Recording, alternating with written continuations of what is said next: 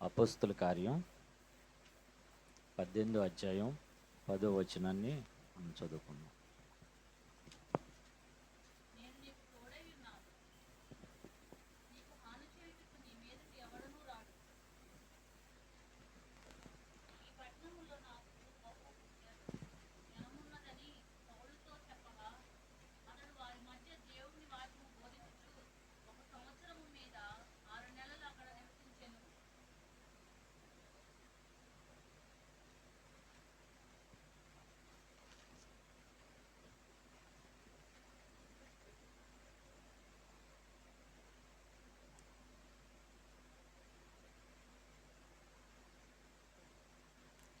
చదివిన వాక్యాన్ని దేవుడు నీకు తోడై ఉంటే ఏం కార్యాలు జరుగుతాయి అనేది ఈరోజు దేవుడు చెప్పమన్న మాట. దేవుణ్ణి ఆశ్రయించిన ప్రతి ఒక్కరిని ఆయన కృపతో ఆయన భద్రపరుస్తారు. ఆయన కృప రెక్కల నీళ్ళలో ప్రతి ఒక్కరిని ఆయన నింపుతారు. అదేవిధంగా దేవుడు మనకు తోడై ఉంటే దేవుడు నిన్ను వర్ధిల్లింపజేస్తాడు. ఏ విషయంలో వర్ధిల్లింపజేస్తాడంటే అది మనం చేసే పనులన్నిటిలో ఆయన మనల్ని వర్ధిల్లింపజేస్తాడు. అది ఉద్యోగం కావచ్చు, వ్యాపారం కావచ్చు, ఇంకా ఏ ఇతర పనులైనా చేతి పనులే కావచ్చు, ప్రతి దానిలోనూ మనం అభివృద్ధిని చూడగలుగుతాం. అదేవిధంగా నిన్ను బలపరుస్తాడు. ఎలాంటి బలం అంటే మునుపెన్నడూ చూడని బలాన్ని మనం పొందుకుంటాం. అనేక విషయాలుగా మనం బలపరచబడాలని మనం కోరుకుంటాం. శారీరక బలం కాదండి, ఆత్మీయంలో మనం బలపరచబడాలి. ఆత్మీయ బలం ఎలా అంటే మనం ప్రార్థన చేస్తాం, ఇతరుల కొరకు మనం ప్రార్థన చేస్తాం, మన కుటుంబం కొరకు మనం ప్రార్థన చేస్తాం, మన పిల్లల కొరకు మనం ప్రార్థన చేస్తాం. ప్రార్థన చేసే ప్రతిసారి ఒక అంశాన్ని ఎత్తుకుని మనం ప్రార్థన చేసినప్పుడు దానికి విడుదలయ్యేంత వరకు దేవుడు మనల్ని బలపరుస్తానే ఉంటాడు. అది విడుదలైన తర్వాత అది మనం సాక్ష్యంగా చెప్తాం, అయ్యా నాకు ఈ సమస్య వచ్చింది, ఆ సమస్య నుంచి దేవుడు విడిపించాడు, ఆయన కృపగలిగిన రెక్కల నీళ్ళలో మన భద్రపరిచాడని మనం సాక్ష్యం చెప్పినాక ఆ దేవుడు ఎలాంటి సమస్యలైన మొండి సమస్యల నుంచి దేవుడు విడిపిస్తూ అనేక రకాలైన వ్యాధుల నుంచి అనేక రకాలైన శోధనల నుంచి విడిపించి తప్పించి మనల్ని కాపాడబట్టే ఈ ఆదివారపు ఆరాధనలో మనం ఇక్కడ కూర్చుని ప్రార్థన చేసుకోవటానికి దేవుడు కృప ఇచ్చారు. అందుని బట్టి దేవునికే మహిమ కలుగును గాక. అదేవిధంగా మనం సంఘంలో పరుస్తాడు. ఎలా స్థిరపరచబడతాడంటే దైవజనులకు ఇచ్చిన దర్శనాన్ని బట్టి ఈ ప్రాంతానికి రావటం జరిగింది. దైవజనులు ఈ ప్రాంతానికి రావటం, ఇక్కడికి వచ్చి ప్రార్థన పెట్టడం, ఇలా ప్రార్థనా గదిలో ప్రార్థన చేస్తూ ఉండగానే చుట్టుపక్కల వాళ్ళని కాదు, బంధువులు, స్నేహితులు అనేక మంది ఫోన్ల ద్వారా ప్రార్థన చేయించుకునే వాళ్ళు ఉంటారు. అదేవిధంగా అనేక రకాల సమస్యలతో ఉన్నవాళ్ళు ప్రార్థన చేయించుకుంటూ ఉంటారు. వాటన్నిటి నుంచి దేవుడికి మొరపెట్టి ప్రార్థన చేస్తున్నప్పుడే ఆ దేవుడు దాన్ని విడిపిస్తున్నారు. ఎలా? ఫోన్లో ప్రార్థన చేస్తే దేవుడు విడిపిస్తాడని అపనమ్మకం ఉంటే దేవుడు విడిపించడు. నమ్మకంతో మీరు ప్రార్థన చేయించుకుంటే ఆ ప్రార్థనకు జవాబిచ్చి, ఇదిగో పలానా వారికి పలానా సమస్య ఉంది, ఆ సమస్య నిమిత్తం ప్రార్థన చేస్తుండగానే దేవుడు ప్రతి ఒక్కదాన్ని విడగొడుతూ మెట్టగా ఉన్న స్థలాలను ఎలా అయితే దేవుడు సరళం చేసి మంచి మార్గంగా తయారు చేస్తాడో, అలాగే ఇజ్రాయేల్ ప్రజల్ని బానిసత్వం నుంచి విడిపించి ఎర్ర సముద్రాన్ని 2 పాయలుగా చేసి యువతల ఒటి నుంచి 6 నేల మీద నడిపించినట్లుగా మన సమస్యలు మనం ప్రార్థన చేసినప్పుడు కొన్నే విడుదలవుతాయి. కొన్ని విడుదల ఉన్నప్పుడు దైవ సేవకురాలతో చెప్పి ప్రార్థన చేయించుకున్నప్పుడు అనేక సమస్యలు విడుదల పొందిన అనుభవాలు మా దగ్గర ఉన్నాయి. అలాంటి అనుభవాల నుంచి వచ్చిందే ఈ ప్రార్థన. మీరు ప్రార్థన మానక చేయండి, ఖచ్చితంగా మీరు విడుదలను పొందుతారు. ఇప్పుడు పిల్లల చదువుల విషయంలో ప్రార్థన చేస్తాం, మాట విన్న పిల్లల కోసం ప్రార్థన చేస్తాం. చేసినప్పుడల్లా దేవుడు కార్యం చేస్తూనే వస్తాడు. ఎలాంటి కార్యం అంటే, ఈడు మన మాట వినడు అనుకున్న సందర్భాల్లో దేవుడు ఆడి మనసును మార్చి, ఆ పిల్లల మనసును మార్చి, దేనికైతే ఎడిట్ అవుతారో ఆ ఎడిట్ నుంచి, అది టీవీ సీరియల్ ఎడిట్మెంటే కానీ లేకపోతే ఫోన్ చూసే ఇదే కానీ, ప్రతి దాని నుంచి దేవుడు విడిపిస్తూ వాళ్ళని సక్రమమైన మార్గంలో, దేవుని మార్గంలో నడిపించటం, ఆయన దేవుడు ప్రణాళిక ప్రకారం నడిపించుకోవటం అనేది దేవుని చిత్తం ద్వారానే జరుగుతుంది. మీరు ప్రార్థన చేస్తుండగానే ఒక్కొక్కటిగా విడుదలైపోయి ప్రతి సమస్య నుంచి దేవుడు అనేక కోణాల్లో మనకి ఏది మంచిదో ఏది చెడుదో అనేది దేవుడు నడిపిస్తాం బట్టే మనం నడుస్తాం. అంతేగాని యాదృచ్ఛికంగా మనం వెళ్దాం చేద్దాం అనుకుంటాం. మొన్నటి రోజున ఇక్కడ ప్రార్థన ముగించుకుని విజయవాడలో గృహప్రవేశం ఉంటే బయలుదేరి వెళ్ళాం. అన్నతో ప్రార్థన చేయించుకున్నాం. గృహప్రవేశం అయిపోయింది. దారిలో వస్తా ఉండగా అప్పుడు దాకా పొంచి ఉన్న ప్రమాదాల గురించి మనం ప్రార్థన చేస్తాం. అది తప్పించయ్యా అన్నప్పుడు మనకు అర్థం కాదు అది ఎందుకు పొంచి ఉందా అనేది. వెళ్తా ఉండను, కారు స్లోగానే వెళ్తాయింది, ఒక అడ్డం వచ్చింది. రెప్పపాటులో అది మేజర్గా ఇబ్బంది అయితే అక్కడే ఆగిపోవాల్సి వస్తుంది. అయినప్పటికీ దేవుడు కంచి వేసి అసలు ఏమీ చిన్న దెబ్బ తగలకుండా కారుకి కానీ దేనికి కానీ ఇబ్బంది లేకుండా కాపాడాడు. ఎందుకు ఈ సాక్ష్యాన్ని మీతో పంచుకుంటున్నానంటే, దూర ప్రాంతాల్లో మనం ప్రయాణం చేస్తాం, ఎంతో ప్రయాసపడుతూ ఉంటాం. కానీ దానివల్ల మనం కలిగే లాభం ఏంటి అనే దానికోసం కంటే ఒక ఆత్మ రక్షించబడితే ఎంత సంతోషంగా ఉంటుందంటే వెలకట్టలేనిది ఆత్మ. ఇప్పుడు బంధువులు ఉన్నారు, వాళ్ళు విగ్రహారాధకులే కావచ్చు, అయినా వాళ్ళ మధ్యలో మనం సంచరించి వీళ్ళు దేవుడిని ఎరిగిన బిడ్డలు, వీళ్ళు ప్రత్యేకంగా కనపడుతున్నారు, వీళ్ళ ద్వారా మనం ఏదో ఒకటి బాగోనప్పుడు అందరూ ప్రార్థన చేయించుకున్నప్పుడు వాళ్ళకి విశ్వాసం కలుగుతుంది. కానీ లోకానుసారంగా ఉండే వ్యక్తులు కాబట్టి, లోకాన్ని ప్రేమించే వ్యక్తులు కాబట్టి లోకం వైపే వాళ్ళ మొగ్గు చూపుతారు. వాళ్ళని ఎంతసేపు ఏంటంటే మనల్ని కూడా ఏదో రకంగా మా ఇంట్లో ఆదివారం వస్తేనే ఫంక్షన్లు పెడతారు.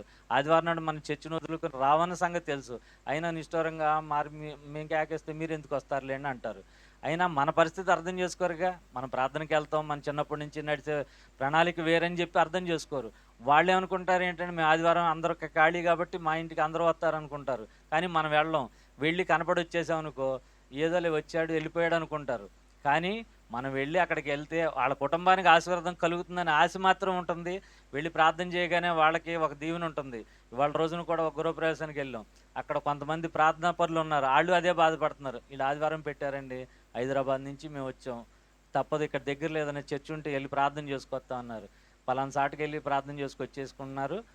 అలాగే మనం అడుగుపెట్టిన ప్రతి ప్రాంతంలో కూడా దైవజనుడు అడుగుపెట్టిన విశ్వాసులుగా మనం ప్రార్థన చేసిన ఎట్టి పరిస్థితుల్లో దేవుడు ఆలకించి ప్రతి దాని నుంచి ఒక విడుదల అనేది మనం చూస్తాం.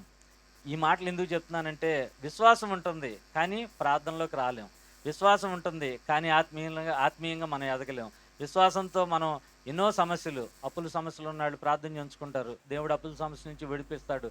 అయినప్పటికీ విశ్వాసంతోనే వాళ్ళు ముందలకి కొనసాగించబడడం. అనేక మంది ఈ మధ్యకాలంలో క్యాన్సర్ వ్యాధితో బాధపడే వాళ్ళు ఉన్నారు. వాళ్ళందరి నిమిత్తం ప్రార్థన చేస్తే కొంతమందికి విడుదల అవుతుంది.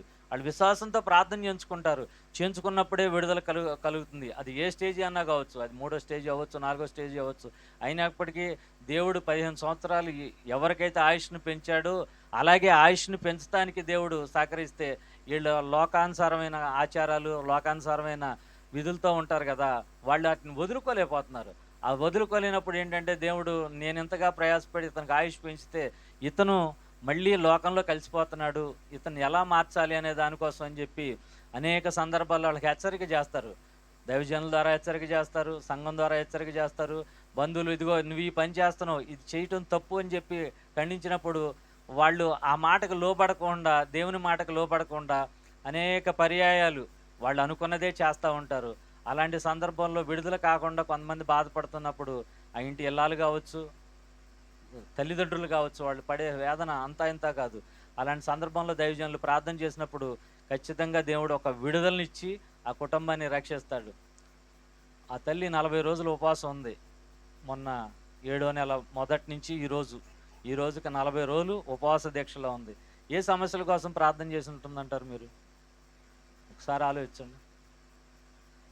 సంఘం విస్తరించబడాలని చేసి ఉంటుంది, వాళ్ళ పిల్లల చదువుల గురించి చేసి ఉంటుంది, వాళ్ళ పిల్లలు వలివ మొక్కల వలె దేవుని తోటలో ఉండాలని ప్రార్థన చేసి ఉంటుంది.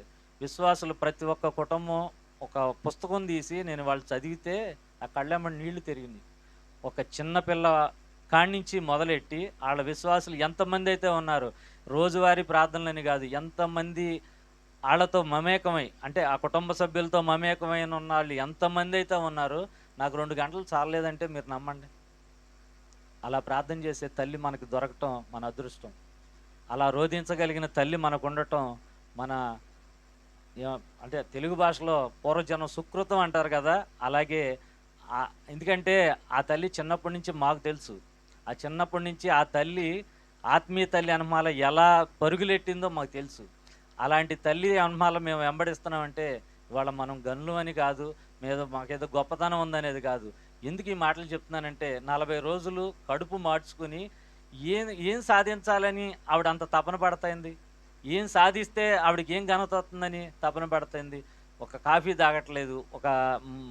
ఓన్లీ మంచినీళ్ళతో గడిపిన సందర్భాలు. ఈ 21 రోజు కూడా హనుమాన్ జంక్షన్‌లో 21 రోజు ఉపవాస ప్రార్థనలు జరిగినియి. అలాగే ఉపవాస కూడికలు, గృహ కూడికలు మళ్ళీ ఈ 21 రోజుల్లోనే ప్రతి ఇంటికి ఎళ్లి దర్శించి, ఆళ్ళకున్న సమస్యలు తెలుసుకొని, ఆళ్ళకున్న బాధలను తెలుసుకొని, ఆటన్నిటి నుంచి విడుదల కలగడాలని, ఆ గ్రామం అంతా సుభిక్షంగా ఉండాలని, ఆ గ్రామం రక్షించబడాలని తపన ఎవరికి? ఆ బాధ్యత ఎవరికుంది? ఆత్మీయ తల్లిని మనం ఏదో ఊరికినే ప్రార్థన చేస్తున్నాం, వచ్చింది, ఎళ్ళిపోయిందని మనం అనుకోవటం కాదండి. మనం చేసే ప్రార్థన దేవుడు ఆలకిస్తున్నాడు.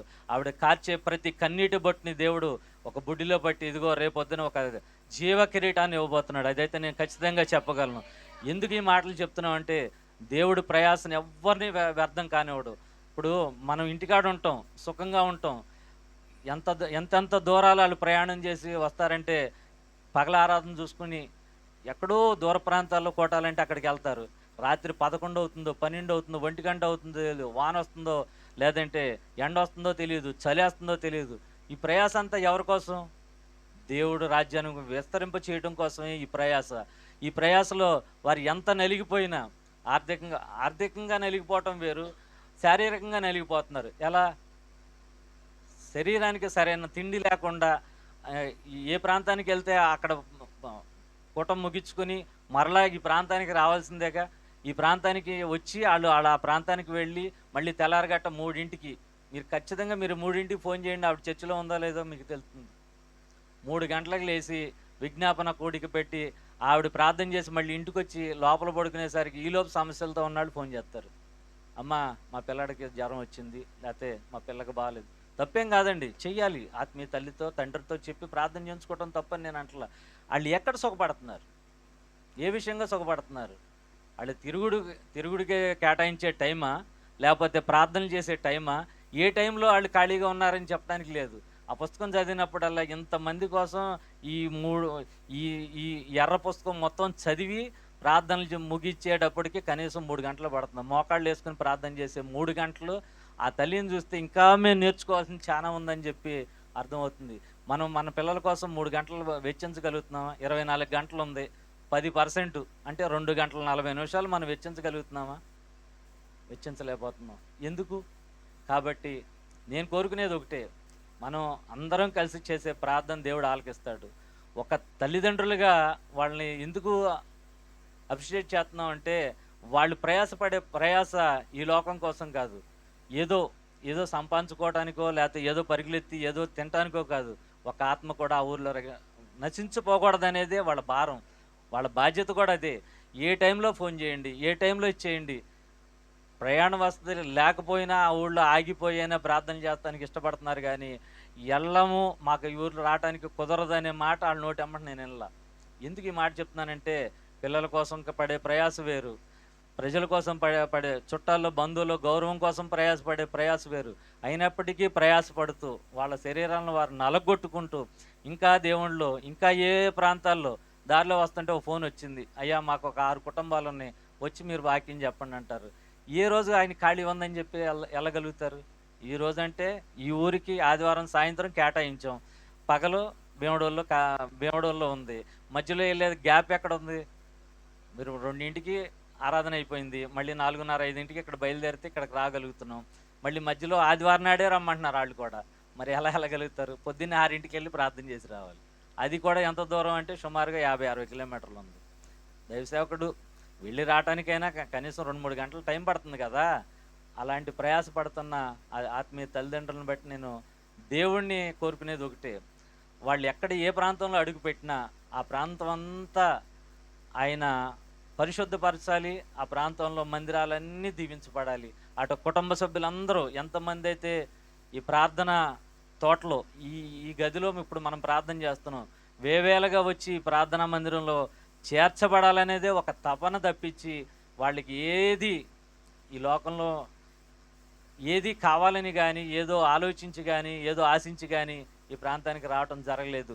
కాబట్టి ఆత్మీయ తల్లిదండ్రులను బట్టి నేను చాలా సంతోషపడుతున్నాను. ఎందుకంటే 40 రోజుల పాటు ఆవిడ చేసిన ప్రార్థన ఒక్కొక్కటి దేవుడు ఆలకించాడు. ఈ ఈ 40 రోజుల ఉపవాస దీక్షలో ఆ తల్లి ఎంతమందికైతే ప్రార్థన చేసిందో, ఎంతమందికైతే విజ్ఞాపన చేసి ప్రార్థన చేసిందో వాళ్ళంతా విడుదల పొందారు. అందులో నేనొకడిని. నాకున్న సమస్య ఏంటంటే, అప్పులు గాదు. నా చేత్తో ఇచ్చినాళ్ళు నాకు ఇవ్వకపోవటం గాదు. అయినప్పటికీ మాట కలవని తనం ఉంది.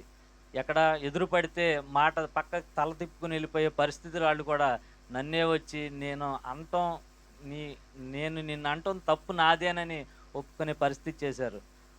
అంటే సమాజంలో ఉన్న అంటే మన అన్నదమ్ములే గావచ్చు, తోబుట్టువులే గావచ్చు, కొంతమందితో మాట కలవదు. మాట కలవనప్పుడు ఏం చేస్తాం? ఆ మాట కలవనప్పుడు ఈళ్ళు ఈ దారిన వస్తాంటే మనం ఇంకో పక్క దారికి వెళ్ళిపోతాం. అది కూడా తప్పని చెప్పి తల్లి గద్దిచ్చింది. "అయ్యా! అలా చేయమాకన్నారు." ఒక చోట ఎదురుపడ్డాం. ఎదురుపడినప్పుడు ఆళ్ళు పక్క తిప్పుకొని వెళ్ళిపోదామని ట్రై చేస్తున్నారు. నేను మనకెందుకులే అని నేను పక్కకి తలకాయ తిప్పుదాం అనుకుంటే దేవుడి మాట గుర్తొచ్చింది. అలా చేయొద్దు అని చెప్పి ఆత్మీయ తల్లి చెప్పింది. ఆ మాటకు విరోధంగా మనం చేయకూడదని చెప్పి, "బాగున్నారా? ఎప్పుడొచ్చారు? ఇప్పుడొచ్చారా? ప్రయాణం బా జరిగిందా?" అని చెప్పి ఆ 2 మాటలే నేను మాట్లాడింది. ఆళ్ళతో నేనేదో మళ్ళీ ఎళ్లి కలిసిపోదాం, ఆళ్ళతో ఏదో చేద్దామని కాదు. ఆ మాటలు అనగానే ఆళ్ళు ఎమ్మటనే వాటేసుకొని, "నువ్వు చేసింది చాలా తప్పు. ఈ గతంలో నేను మాట్లాడింది చాలా తప్పు" అని చెప్పి అంతమంది ఫంక్షన్‌లో ఆళ్ళన్న మాటకి దేవుడు వాళ్ళలో ఒక మార్పుని కలుగ చేశాడు. ఎందుకంటే జీవితంలో నీ మొహం నేను చూడనన్నాడులే. ఒక్క మాటేగా. నేనేమన్నాను? "మీరు బాగున్నారా? ఎప్పుడొచ్చారనేగా నేను అడిగింది. వాళ్ళ ఆస్తి రాసిమ్మని నేనేం అడగలేదుగా." కానీ విరోధంగా అంటే మనకు విరోధంగా అనేక మంది లేవుస్తా ఉంటారు. లేసినప్పటికీ దేవుడు మనల్ని ఎలా ఆళ్ళ వైపు మనం శాంతమూర్తులుగా ఉన్నాము. దేవుడి ప్రజలంటే ఎలా ఉండాలి అనేది, ఎలా ఉంటారు ఈళ్ళు ఆదివారం మందిరానికెళ్తున్నాడు. ఈడు ఏం పొందుకున్నాడంటే అదే పొందుకుంది. నన్ను ద్వేషించారు. నేనేం చేయలా, తప్పు చేయలా. వాళ్ళనేం దూషించలా. వాళ్ళ డబ్బు నేనేం తీసుకొచ్చి వాడుకోలా. అయినప్పటికీ వాళ్ళేంటంటే పెత్తనం, మనిషి మీద మనిషి పెత్తనం అంటారు కదా! అలా చేయాలని ఆశపడ్డారు. అయినప్పటికీ దేవుడు ఆ బంధకం నుంచి విడుదల చేసి అనేక విషయాలుగా ఒక ఒక ఆ విషయంగా కుటుంబ సభ్యులను కలపడం అనే విషయంగా కాదు. ఆళ్ళిప్పుడు నన్ను ఏ రకంగా చూడగలుగుతున్నారు అంటే, ఒక దైవ సేవకుడు గనక ఎలాంటి మర్యాద ఇవ్వాలో ఆ మర్యాద వరకే కాపాడుకుంటున్నారు. ఇంతకుముందయితే ప్రతి పని చెప్పేవారు. అక్కడికెళ్ళి అది పట్టురా, ఇది ఇక్కడికెళ్ళి ఇక అసలు ఈ చెప్పటం మానేశారు. ఎందుకంటే ఇక అతని మాటకి మనం వెళ్ళాల్సిందే గానీ, మన మాటకి అతను రాడు అనే సంగతి ఆళ్ళు గ్రహించారు. కాబట్టి దేవుడిలో ఉన్న ప్రేమను మనం పొందుకోవాలి. దేవుడిలో ఉన్న అభిషేకాన్ని మనం పొందుకోవాలి. మనం అనేక విషయాలుగా అంటే ఒక సమస్యొచ్చిందంటే దాని ఎనకమాల దాచి ఉన్న మేలు వేరేగా ఉంటుంది. ఇప్పుడు నాకొచ్చిన సమస్య భయంకరమైనదే కావచ్చు. బలహీనపరిచే ఆత్మే కావచ్చు. అయినప్పటికీ దేవుని సందులో మొరపెట్టగా దేవుడు ఆలకించి ఆ సమస్యనన్నిటి నుంచి విడుదల కలుగచేశారు. నేను అనుభవించిందే మీకు చెప్తున్నా. కొత్తగా మీకు ఇందులో వాక్యానుసారంగా బైబిల్ రెఫరెన్స్ ద్వారా నేనేం చెప్పట్లా. ఎందుకు మనం కష్టపడుతున్నాం. మన కష్టార్జితాన్ని మనం తినలేకపోతే, మన పిల్లలు అనుభవించలేకపోతే అది వ్యర్థమే కదా! ఎవరో తింటున్నారు, ఎవరో అనుభవిస్తున్నారు. అటన్నిటి నుంచి విడుదల కావాలని ప్రార్థన చేసినప్పుడు దైవ సేవకురాలు ఒకటే చెప్పింది. "ఇదిగో నువ్వు ప్రార్థన చేస్తుండగానే వాళ్ళ మనసు మారుతుంది. వాళ్ళే మీ దగ్గరికి వస్తారు. మీరెళ్ళరు" అన్నప్పుడు నా అంతకుముందు గత స గ గత గత వారంలో నేను చెప్పాను. నాకు కోర్టు సమస్య పెట్టారు. అయినప్పటికీ రోధించింది 21 రోజు ఉపవాస ప్రార్థనలో అది పటాపంచలైపోయింది. వాళ్ళే నా దగ్గరికొచ్చారు. నేను ఆళ్ళ దగ్గరికెళ్ళా. అసలు నేను కేస్ అంటేనే దూరంగా ఉండే వ్యక్తిని. అలాంటి కేసులు భయంకరమైన కేసులో నన్ను ఇరికిచ్చినప్పుడు భయపడలా. ఎందుకంటే నా ఎనకమాల నా దేవుడున్నాడు. నన్ను విడిపిస్తాడనే నమ్మకం. అదే మనుషులుగా అయితే ఆళ్ళ కాళ్ళు పట్టుకుని, ఈళ్ళ కాళ్ళు పట్టుకుని నా కేసు తీయండి అని. కానీ మౌనంగా ఉండి నేను ప్రార్థన చేసుకున్న ప్రతిసారి నాకు దేవుడు విజయాన్ని ఇచ్చాడు. ఆ విజయాన్ని నేను పొందుకున్నాను గాబట్టే మీకు ఈరోజు నేను చెప్పగలుగుతున్నాను. కాబట్టి నేను చెప్పేది ఒకటే. దేవునిలో ఆనందించే కుటుంబాలు ఎన్నటికీ పడవు. అది మాత్రం నేను ఖచ్చితంగా చెప్పగలను. అది చిన్ననాటి నుంచి మేము నడిచిన నడకే గావచ్చు, మా ప్రవర్తనే గావచ్చు, ఏదైనా కావచ్చు. ఆత్మీయ తల్లిదండ్రులు కార్చే కన్నీరు ఎలా ఉంటుందంటే, ఎంతవరకు వారి సమస్యలను పక్కన పెట్టి, ఇదిగో పలానా వ్యక్తికి బాలేదు, పలానా వారికి ఇదిగో ఈ సమస్య ఉంది, ఆ సమస్య నుంచి విడుదల కలుగు చేయమని చెప్పి చేసే ప్రార్థన బలిష్టమైన ప్రార్థన. అక్కడ బలంగా దేవుడు దిగొచ్చి ఆ తల్లి చేసే ప్రార్థన ఆ కుటుంబంలో కార్యం జరిగేటట్టుగానే చేస్తుంది. ఎందుకంటే అనేక సాక్ష్యాలు మేము వింటాం. ఆదివారపు ఆరాధనలో మేము సాక్ష్యాలు చెప్తాం కదా, మనకి ఇక్కడ అవకాశం వస్తుంది, మీరు ఖచ్చితంగా సాక్ష్యాలు చెప్తారు. ఆ సాక్ష్యాలు చెప్పేటప్పుడు అదిగో మేము పలానా ఊరు వెళ్ళాం, పలానాళ్ళకి బాగోపోతే మేము అక్కడ ప్రార్థన చేసి వచ్చాం, దేవుడు విడుదల చేశాడనే సాక్ష్యం మీరు చెప్తారు. ఎందుకంటే మనం నోటితో ఏదైతే పలుకుతామో దేవుడు దాన్ని రూఢీపరుస్తాడు.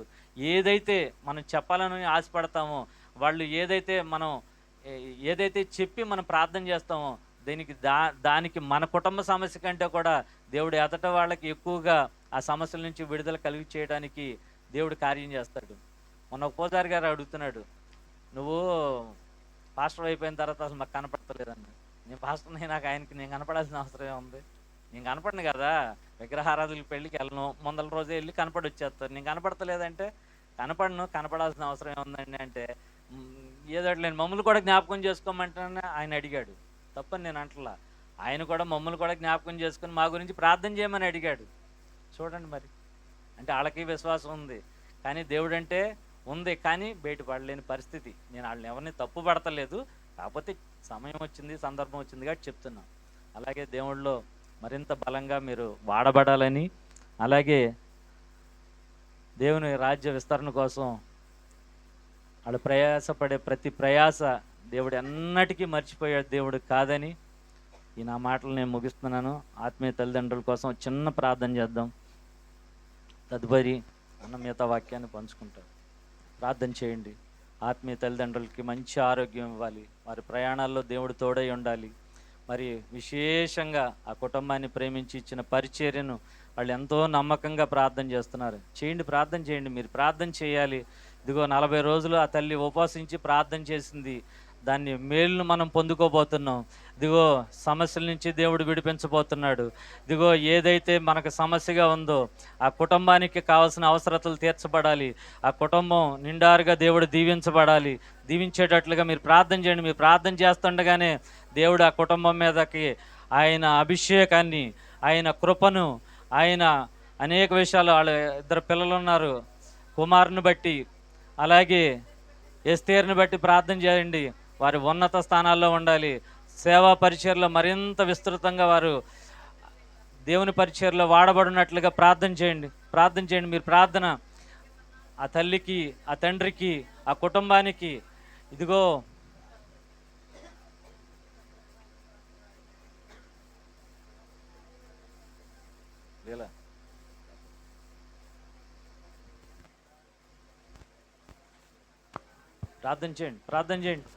ప్రార్థన చేయాలి మీరు గట్టిగా. స్తోత్రం పరిశుద్ధుడా, ప్రేమగల తండ్రి, నీ ఘనమైన పాదములకు వందనాలు, స్తుతులు, స్తోత్రాలు చెల్లించుకున్నాం. మా ఆత్మీయ తల్లిదండ్రుల కోసం మేము ప్రార్థిస్తుండగా ప్రభువా నీ కృప చూపించమని వేడుకుంటున్నాం. నీకు నైనా బిడ్డలెరువురికి మంచి ఆరోగ్యాన్ని, క్షేమాన్ని మీరు కలగచేయండి.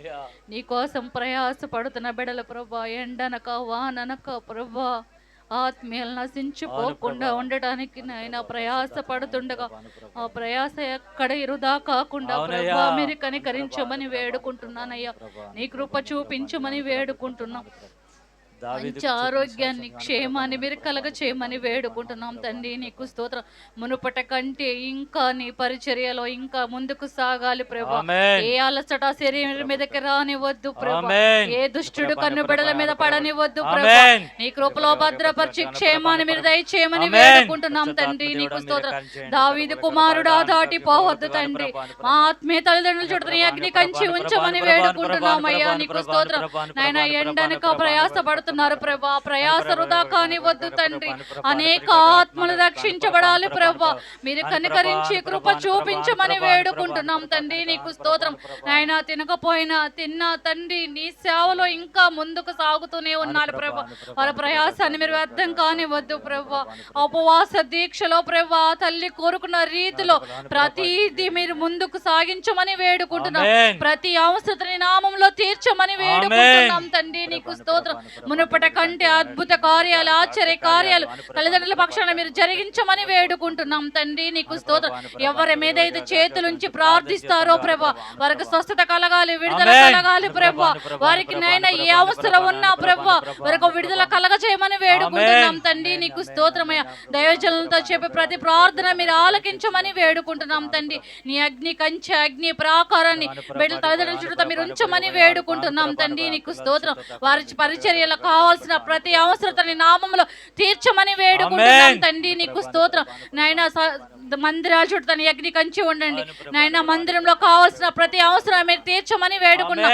ఈ మందిరం చాలా విస్తారమైన జనాన్ని మీరు నడిపించమని వేడుకుంటున్నాం తండ్రి. నీకు స్తోత్రం. మీరు కనికరించండి ప్రభా, మీరు కనికరించమని వేడుకుంటున్నాం తండ్రి. నీకు స్తోత్రం. నీ మాట పంపితే చాలు ప్రభా. నాయన నీ మాట పంపమని వేడుకుంటున్నాం తండ్రి. నాయన ప్రతి వారు రక్షణలోకి రాగలగడానికి మీరే కార్యం చేయమని వేడుకున్నాం. ప్రయాసాన్ని ఎక్కడ వృధా కానివద్దు ప్రభా, ప్రయాసాన్ని ఎక్కడ వృధా కానివద్దు ప్రభా. నాయన మీరే బలపరచమని వేడుకుంటున్నాం తండ్రి. నీకు స్తోత్రం. నాయన వారి అవసరాన్ని మీరు తీర్చమని వేడుకుంటున్నాం. బిడ్డలు ఇరుగును పట్ట ప్రార్థిస్తున్నాను ప్రభా. వారికి ఇచ్చిన బిడ్డల ఇరుగుని మీరు దీవించండి, ఆశీర్వదించండి ప్రభా. బిడ్డల చదువుల్లో మీరు తోడుగా ఉండండి. వారిని నాయన చదవాలని ఏది ఆశిస్తున్నారో ప్రభా, వారికి మీరే ఒక కార్యాన్ని జరిగించమని వేడుకుంటున్నాం తండ్రి. బిడ్డల ఇరుగులో నీ సేవలో నీ పరిచర్యలో ప్రభా ముందుకు సాగేటట్టుగా మీరే కార్యం చేయమని వేడుకుంటున్నాం. సంఘ సరిహద్దులు విశాలపరచాలి ప్రభా. మందిరాన్ని కట్టుకోవడానికి కూడా ఒక స్థలాన్ని మీరు ఏర్పరచమని వేడుకుంటున్నామయ్యా. ఇక్కడ ఒక మందిరాన్ని కట్టగలగడానికి మీరు స్వాధీనపరచమని వేడుకుంటున్నాం తండ్రి. మీరే ఒక గొప్ప కార్యాన్ని ప్రభా దైవజనులకి మీరు జరిగించమని వేడుకున్నాం. నీ చూచి కార్యాలు, మహత్య కార్యాలు ఇక్కడ జరిగించమని వేడుకున్నాం. అద్భుత కార్యాలు మీరు జరిగించమని వేడుకుంటున్నాం తండ్రి. నీకు స్తోత్రం. మంచి ఆరోగ్యాన్ని, క్షేమాన్ని, విరుగురికి మీరు దయచేయమని వేడుకుంటూ స్తుతి చెల్లించుకుంటూ యేసయ్య నామములో అడిగి వేడుకుంటున్నాం తండ్రి. ఆమేన్. ఆమేన్. ప్రార్థించిన మీ అందరికీ వందనాలు.